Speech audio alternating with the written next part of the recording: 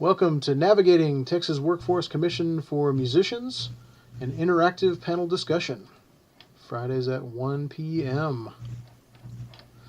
Brought to you by the Austin Federation of Musicians and with the Unemployment Compensation Advisory Committee. The Unemployment Compensation Advisory Committee are members of the Austin Federation of Musicians, Local 433 of the American Federation of Musicians, aka the Musicians Union. Some of us work as contractor 1099 workers, and others work as employee W-2 workers in various aspects of the music industry. The goal of this session is to share our experiences, including trials and tribulations related to the Texas Workforce Commission, or TWC, with other musicians in the state of Texas to aid in navigating the TWC application process. We are not experts in unemployment assistance. We are musicians. The information contained herein does not constitute either legal advice or an official pronouncement or a position of the Austin Federation of Musicians, but rather is only the personal opinions of the panelists. The panelists do not give legal advice or make official rulings on agency matters, should not be cited as authorities in any matter before the agency or when dealing with agency staff about a case, and must minimize their involvement with administrative processes. They also do not give legal advice on any other matter, and any information they should give should not be used as a basis for taking any employment-related action. Before taking any employment action that could adversely affect an employee, or before using any sample form or policy you may obtain from this group, you should consult a licensed private sector employment law attorney of your choice. All right, welcome back. Let's see. We always start with the websites. I guess we can run those down. If you haven't checked these websites out, definitely do so. This is Navigating Texas Workforce Commission for Musicians, August 21st, 2020. The websites we always promote are the Texas Workforce Commission website itself, twc.texas.gov, and also their Facebook page, which is just facebook.com/Texas Workforce Commission, all one word. That's where they host their press conferences every Monday, Wednesday, and Friday at 2 p.m. So there's one coming up that you may want to check out. We also have the local union's musicians unemployment information sharing page, and that's you can find that from the union Facebook page, which is AFM 433. And then, of course, our COVID resources page for musicians is on our union website, which is afm433.com/COVID-19. A lot of punctuation there. And then, of course, Who Represents Me is how you find out who your representatives are, in case you need to get a hold of them, which we found incredibly useful with getting a hold of our state senators here in Texas. And that's WRM, as in Who Represents Me, .capitol.texas.gov. So, yeah. And, of course, joining me this week is Mark. Thank you for being here, Mark. Hey. And let's see, are we all... I think we're all unmuted. Awesome. Okay. Cool. What do we got for beverages? I'm doing. This is water, but it's in a coffee cup, just to change things up this week. Sure, man. Yeah. Sure. Yeah. Nothing but green tea for me. So. Right on. Yeah. Well, the other members of the panel couldn't make it this week, but it's good that things are happening. There is some business going on. So yeah. Let's see. We haven't had any email questions from the email address, but you can ask a question at ucac@afm433.com, and that's just stands for Unemployment Compensation Advisory Committee, ucac@afm433.com. And we'd love to hear from any of the viewers about what your experience has been with being a musician and the Texas Workforce Commission and getting help that way, or any other help that you've been able to get. We'd love to include on our resources page. We've added a lot of stuff to that, and so yeah. I guess on that note, Mark, do you want to jump right in and talk about that Creative Workers grant? Yeah. Sure. Several of my union musician buddies and myself this past week applied for something called the Austin Creative Worker Relief Grant. And you can find details about this on the austintexas.gov page. It's a grant that is applied to all different kinds of creative workers in Central Texas. And I think anybody who's in the music business should certainly take a peek at it. It will offer a $2,000 grant, excuse me, unless you have received a Music Cares grant previously from the city of Austin. And if you did receive one of those grants, then you would only get $1,000 for this new grant, which is the Creative Workers one.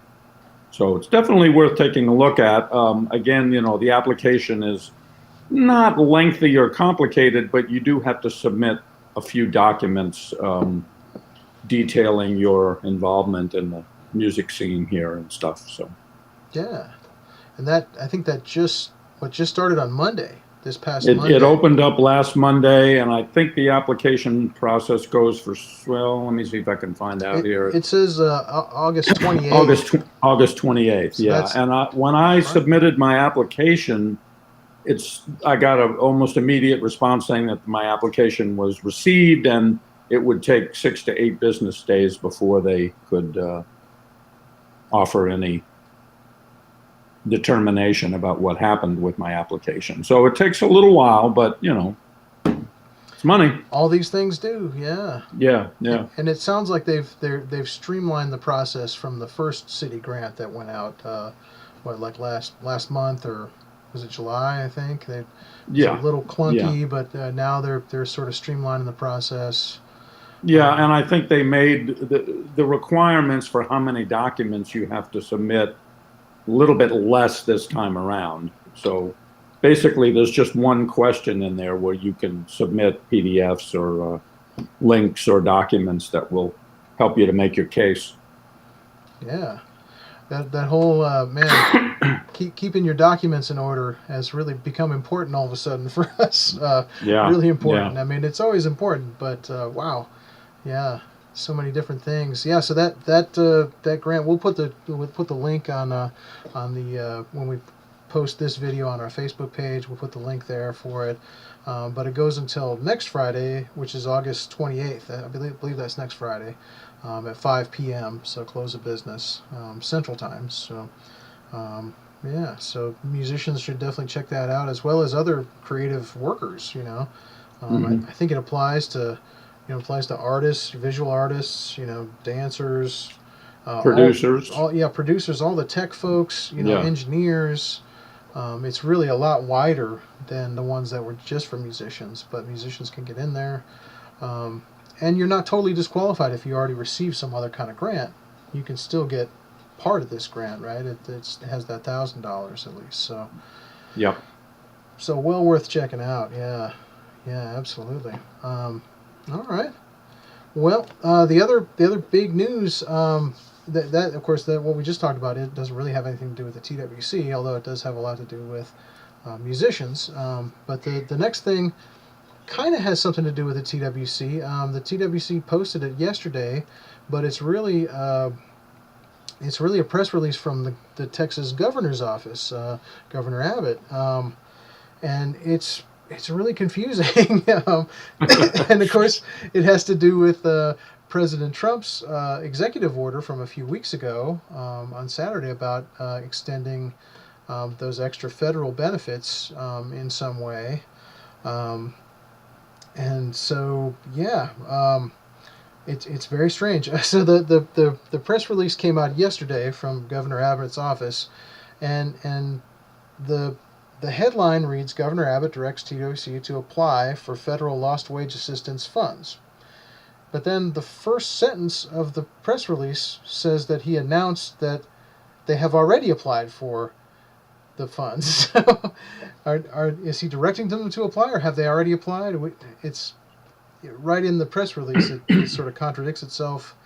And then, of course, with President Trump's executive order, it was my understanding that the money to fund that would still have to be appropriated by Congress, which isn't officially going to meet again until September 8th. But I think the House is meeting today about the post office, but I haven't heard that the Senate is back. Have you heard anything about this, Mark? I'm not as up to date as you, but what I read this morning was that only about a quarter of the states had already, I'm not sure accepted is the right word, but had agreed to go ahead with the setting up the new TWC money. I'm not TWC, but state money for unemployment.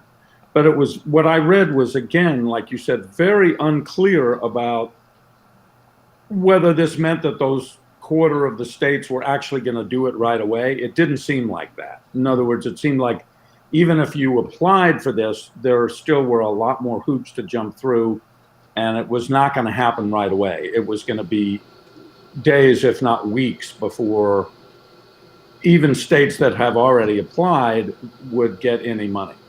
Yeah, that was my understanding as well. Yeah. And that's the other interesting thing. I'm glad you said that.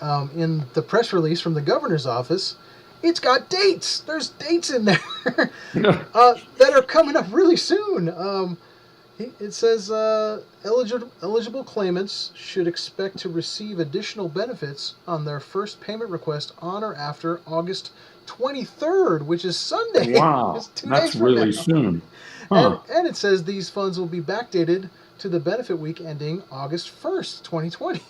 Wow, that's So incredible. Yeah. I mean, that's great. Like, I just don't understand how they're doing it. I'm not sure if there is information about where the money's coming from and how it's getting here, and I don't know. Well, what I also read that the reason why only a quarter of the states had gone ahead with this was that there was just so much confusion about the whole thing that a lot of states originally, including Texas, were taking a wait and see attitude and had requested more information from the federal government about this in terms of the guidelines and how they have to set things up in order to make this work state by state. So I don't think this is a simple situation, and Governor Abbott's dates may be kind of vague. I don't know. I would be amazed, let me put it, from what I've read, I'd be amazed if benefits are starting to come in next week. Yeah, as would I. Yeah. Yeah. Wow. Yeah. Yeah. Especially, I mean, the political conventions are happening. The Democratic convention just got over with last night, and the Republican one starts on Monday. So there's all that happening. And then there's all this controversy with the post office going on. It's kind of mind-boggling. All of it is, of course, but I guess the good news is that they do realize, they being the state government, they do realize that this is very important. And if people and businesses are getting kicked out of their homes, their rental properties, their apartments, the people that rent those things then are going to be in trouble because there's no renters coming in, and it's all this domino effect with the economy. Yeah, things are definitely getting worse. Yeah, not better. Yeah. Yeah. And then school's starting up, and goodness knows what's going to happen then. But I guess there's been a little bit of delay with that. We talked about that last week with Austin School District is delaying till September 8th, but of course the higher ed stuff is starting this week and next week. And then other school districts have already started up, so we just don't know. Yeah. Yep. Yeah. Well, so that link to Governor Abbott's press release will be also with the video when we post it, and I guess I could post it in the chat window for anyone who's with us live here, just so you can see it. And like I said, TWC posted it yesterday. The Texas Workforce Commission, they posted it on their Facebook page, which is usually a very good place to get information, so that's consistent. And I can't imagine they're not going to talk about it at 2 p.m. today at their press conference. with the Texas Workforce Commission. So if you can make it to that might be a good way to find out more. Hopefully, if there is more information. But the other thing in there is they kind of confirm what we've been saying all along, which is keep making the payment requests, and that's where you declare what income you have made. Keep doing that, because they're gonna retroactively apply this stuff when it eventually gets figured out, we think. But keep doing that, even if your benefit amounts have shrunk to a very paltry amount. Keep requesting the benefits, because it could be applied eventually. So yeah. Oh man. Gosh, what else? A couple weeks ago, I reported about a musician that the office had helped, the union office had helped out, that got a kind of a strange message about being their application being disqualified, and I still haven't heard about that yet. So that was kind of an interesting case. Oh, that one hasn't been resolved at all? Not that I've heard yet from the musician. That's the thing. I mean, they're not gonna tell the office. They're gonna tell the individual first. So we're hoping to hear from that musician sometime soon, and hopefully, they've got it going, because it seemed like they would qualify otherwise. So yeah, and then we're still in the process of helping out another musician that had a sort of a conflicting claim from last year that never was resolved, and now that's messing up the person's claim this year. And it's like a pre-COVID claim, and then of course they have the usual complexity of having W-2 income and 1099 income and self-employment income, and so you have to get on the phone with somebody with TWC, but not just anybody. It's got to be somebody who is actually empowered to actually resolve the situation and combine those income streams, which the lower level of the phone, the people that answer the phones are not able to do that. So you have to get further up the chain somehow. You know how that is. Yeah. But yeah, we've mentioned the Vote Forward thing before. Oh yes. I did want to also mention, and I don't want to give any links because some of them are partisan, and maybe that's not our job here to. But there are a number of online links where you can sign up to make phone calls. Yeah. And I like I say, I don't want to give individual ones, and I think people can be resourceful and find ones that will fit their bill. But a lot of them are specific nights of the week or on the weekend or something like that, and I think that's a pretty good thing to do. So, absolutely, yeah. Yeah. I mean, unions, by definition, we're apolitical. We have members from all political parties, and we welcome everyone. But we do insist that our members vote. You don't have to vote with what your union or the AFL-CIO, endorse. Yeah, but and some of these websites are nonpartisan. In other words, they're based on you're calling people to encourage them to vote. Period. Not one way or the other. Yeah. So I think it's a good thing to do. And Vote Forward is like that also. Yes. Yeah. Yeah. Yeah. Absolutely, man. There's the apathy thing is a big problem, right? We need to let everyone in government know that we're paying attention, and we're watching what they do, and we care what they do, because it really affects all of us, especially now. So yeah, there's a lot of those things. I think it is safe to to promote the ones that are put on by the AFL-CIO. There's a lot of things. The AFL-CIO, as you know, is the mother union of all the unions in the United States. At the kind of the head of the labor movement, and they have all kinds of different ways to get involved with voter registration, citizenship registration, all kinds of stuff, and that's so important right now. Absolutely, you're totally right, Mark. Because there's a lot at stake. Yep. However you feel about it, You gotta get out there and vote, or vote from home, or however you can vote. And yeah, gosh. There was a class we posted it on the union Facebook page on Wednesday. There was a class about voting by mail that was put on by the AFL-CIO. Is at 6 o'clock this past Wednesday, but they're doing it again next Wednesday on what is that, the 25th? Yeah, no, 26th. Thank you.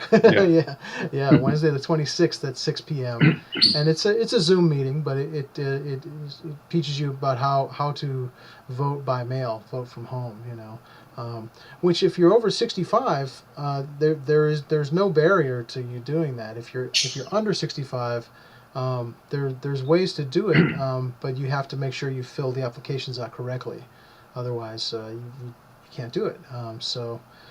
Well, I mean, you also have to get the mail-in ballot. Oh, yeah. Which, I mean, I sent in an application more than a week ago just to get the application for the mail-in ballot. And I have not received the application yet for the mail-in ballot. I'm glad you said that. Yeah.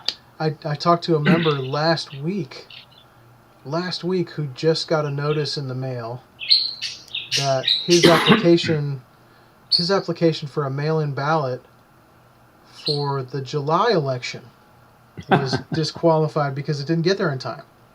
And he just got that notice last week. So yeah, well, there's a lot of information coming out, and I think it will continue to come out from various sources about what the safest way to vote is. In other words, sending your mail-in ballot in 3 days before the election is probably not going to be the best way to ensure that your vote gets counted. There may be other ways, and in fact, they're already starting to detail other ways that you can get in there to get your vote accepted and counted. So, I encourage people to follow along with that in the media. There's going to be a lot of information coming out over the next month or 6 weeks about that. Yeah. Sometimes there's a way, if you get your online, or if you get your mail-in ballot, you can actually drop it off somewhere. You can submit it, at a box. Yeah. Then it got there. Or at a polling place sometimes too. Sometimes, so Yeah, good point. Yeah, so we really have to keep an eye on that because it really seems like there are forces trying to get us not to vote right now, and that's very scary. You know, there's a lot of lawsuits out there going on now from both sides. Oh, yeah. A lot. I mean, probably hundreds around the country with lawsuits going on. Just about voting. Yeah, voting and representation and stuff. Yeah. Yeah, and this is in the United States of America, where we had the Voting Rights Act passed, I mean, almost 60 years ago now. Like, wow. Yeah. I did find, again, I think this is nonpartisan, but an interesting website which details a lot of the legal stuff that's going on. It's called Democracy Docket. Like a legal docket, DOCKET, democracydocket.com.